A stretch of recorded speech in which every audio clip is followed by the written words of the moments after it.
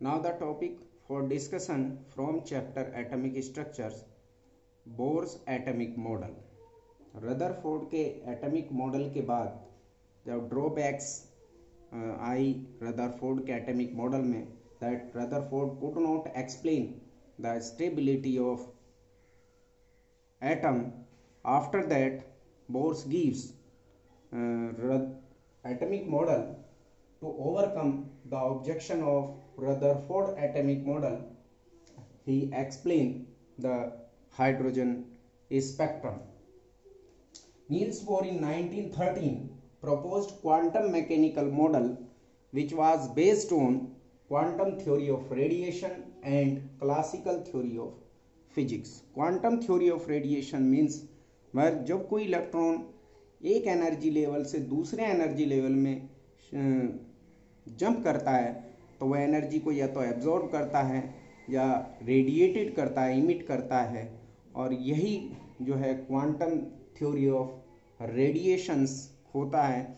And there is some postulates of Bohr's atomic model are.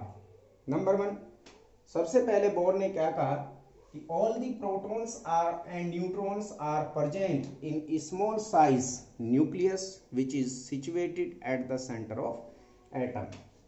Bore ने कहा जैसे कोई एटम है और इस एटम के सेंटर में ये न्यूक्लियस है, तो इस न्यूक्लियस में न्यूट्रॉन और प्रोटॉन प्रेजेंट होते हैं। सभी न्यूट्रॉन और प्रोटॉन न्यूक्लियस में होते हैं, विच is situated at the centre of atom.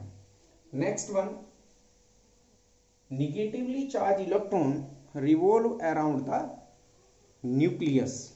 जो इलेक्ट्रॉन्स हैं वो न्यूक्लियस के चारों तरफ एक सर्कुलर पाथ में मूवमेंट करते रहते हैं, अराउंड द न्यूक्लियस। और जो न्यूक्लियस और इलेक्ट्रॉन के बीच में जो दोनों इलेक्ट्रॉन को एक तरह से सर्कुलर पाथ में मूवमेंट करने के लिए बैलेंस बनाए रखती है, वो होता है कि जो फोर्स ऑफ अट्रैक्शन है towards the nucleus of electron, that will be equal to centrifugal force.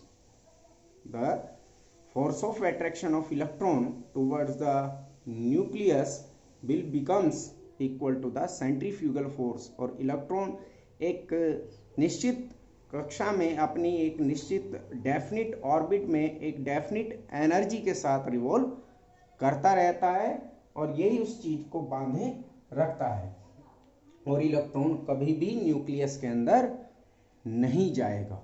जैसा कि रदरफोर्ड में बताया गया था कि इलेक्ट्रॉन नाभिक में जा गिरेगा और नाभिक का न्यूक्लियस का जो है वो डिस्टर्ब हो जाएगा, लेकिन ऐसा नहीं है। That is really that electron revolve around the nucleus.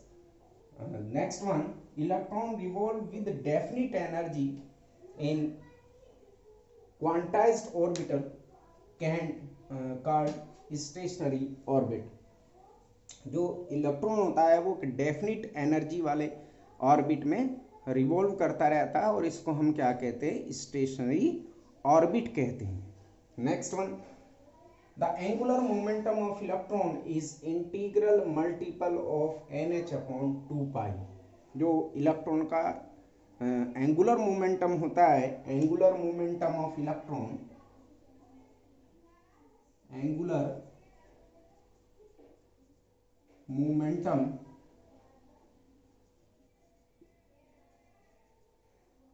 of electron, that is IW। I in means mr square and W is angular velocity v/r, that is moment of inertia, that becomes mvr, which is integral multiple of NH/2π। That is next one, in stationary state कोई electron अपनी stationery state में, ground state में और means normal state में does not loss their energy. जब कोई electron अपनी normal ground या स्टेशनरी स्टेट में होता है तो वो एनर्जी को लॉस नहीं करता है। केवल जब इलेक्ट्रॉन एक एनर्जी स्टेट से दूसरे एनर्जी स्टेट में जाता है, एक एनर्जी लेवल से दूसरे एनर्जी लेवल में जाता है, तब इलेक्ट्रॉन या तो एनर्जी एब्जॉर्ब करता है या लॉस करता है। When electron jump from one energy level to another energy level, absorb और emit the energy in the form of radiation, but in normal state, ground state, stationary state, electron does not lose their energy in revolving. As the distance of energy level increase from nucleus, energy of orbit increase. For example, even the energy of first orbit, E2 the energy of second orbit, E3 the energy of third orbit, and E4 the energy of fourth orbit, then the order of energy will be increases as the distance of orbit increases from the nucleus. Next one, electron absorb or emission the energy in the form of radiation when jump from one orbit to another. This is shown that when electron goes from one energy state to another energy state given in picture, that is first n1 cell, n2 cell, n3, 4, 5, when electron goes lower energy level to higher energy level, that get the energy, that absorb energy, that absorb the energy, and this is the situation of excitation of electron. And when electron fall from higher energy level to lower energy level, that emit the energy radiation of energy, and fall to lower energy level. And this, the difference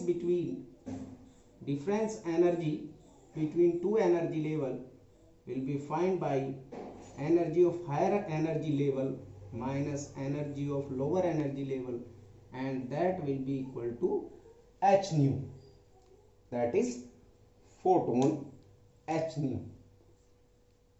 These are the postulates of Bohr's atomic model given by Niels Bohr in 1913. Next one, the limitation of Bohr atomic model. Bohr does not explain the spectra of multi-electron atom. एक से ज़्यादा electron वाले atom के लिए bore atomic model उसके spectra को explain नहीं कर पाए। केवल एक ही इलेक्ट्रॉन वाले एटम के स्पेक्ट्रा को बोर्स एटॉमिक मॉडल एक्सप्लेन करने में सफल है। Next one, it does not explain fine spectra. Fine spectra में splitting of main spectral line into different spectral lines of even hydrogen atom.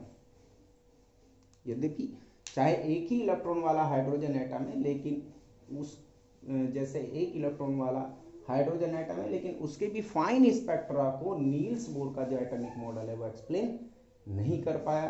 It does not explain Zeeman and Stark effect.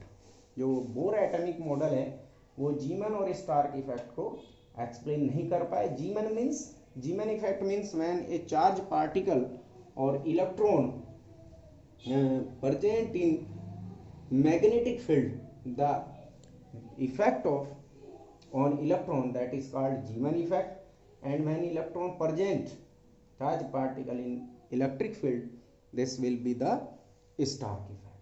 Next one, this theory gives no agreement of Heisenberg uncertainty principle. Means this theory, ये जो Bohr atomic model है, Heisenberg के uncertainty principle को explain ठीक से नहीं कर पाए। What is the relation between the uncertainty in position and the momentum of a moving particle, charge particle at the same time?